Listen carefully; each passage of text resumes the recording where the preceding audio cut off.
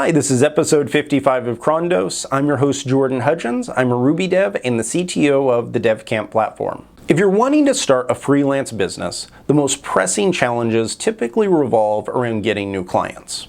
When I initially launched my freelance business, I struggled to acquire any customers.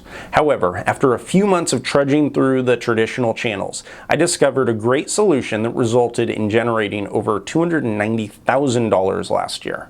And it's what I want to discuss today. Let's begin by reviewing the list of options for where you can find new clients as a freelancer. I've read countless blog posts and a number of books on this subject, and the following were the most popular recommendations. First and foremost are friends and family. This may seem like a natural place to start. However, it's been my experience that friends and family typically expect you to work for free or incredibly cheap. This channel can be good if you're just starting out and you need to build a portfolio. However, it's not too scalable and usually not very profitable. Next would be networking events. For networking, you can join your local chamber of commerce or find networking groups where you can promote your business. This approach can work well in some cases. However, each time I've tried it, I've discovered that there are already several other developers attending, working on getting new clients for their own freelance businesses. I wouldn't let my experience with this option stop you from trying it, but make sure that you're prepared to compete with others. I remember attending a Chamber of Commerce meet and greet a few years ago. When everyone around the room introduced themselves and their business, there were over half a dozen freelance developers who were all offering pretty much identical services. Third are outsourcing services. This is the option that I want to focus on today. Interestingly enough, I was told by a number of freelance experts that this avenue was too difficult.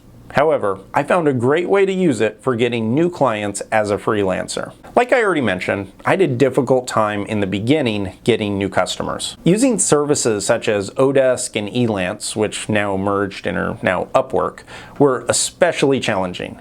Even though I had a solid portfolio and a decade of experience, I couldn't get a single client. Some of the challenges were the following. First, I didn't have any ratings or reviews. Not many clients are willing to take a risk on a developer without some type of recommendation from others. Second, I was priced much higher than the majority of the other freelancers. Most of the freelance teams marketing on services on outsourcing sites are offshore.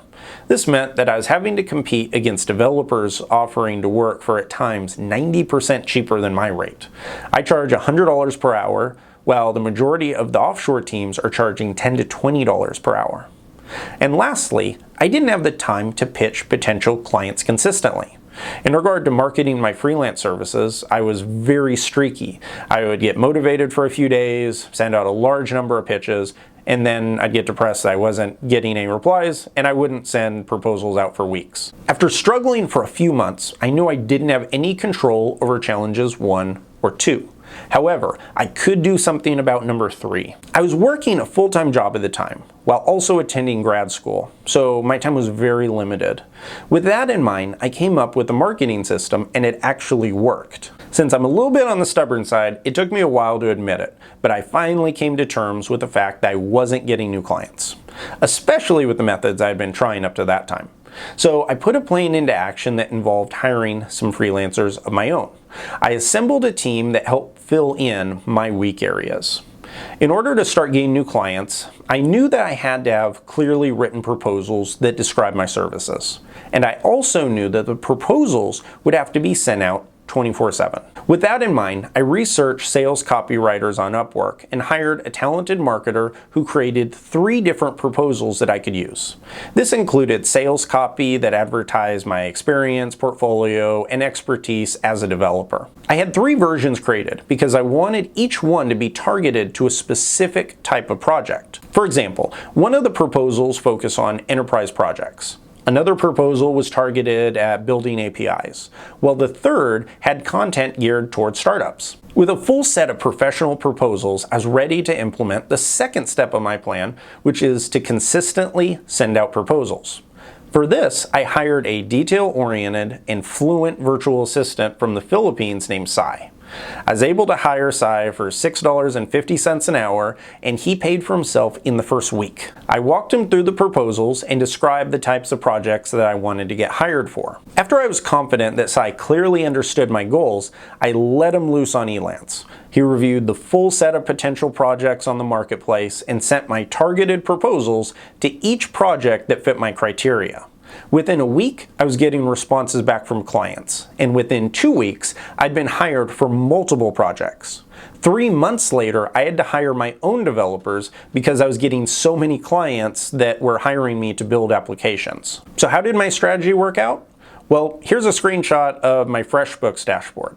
Last year, my freelance business generated over $295,000 in revenue, with 1 month hitting over $40,000.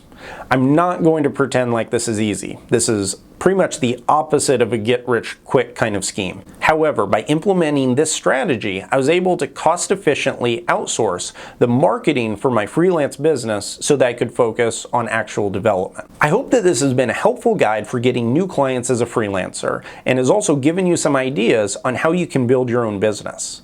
In addition to this, I'm also working on my own freelance bootcamp that's going to be everything from starting from scratch all the way to teaching you how to build a fully functional and successful freelance developer business, and I'm hoping to have that live and published in the next month or so. So stay tuned for that.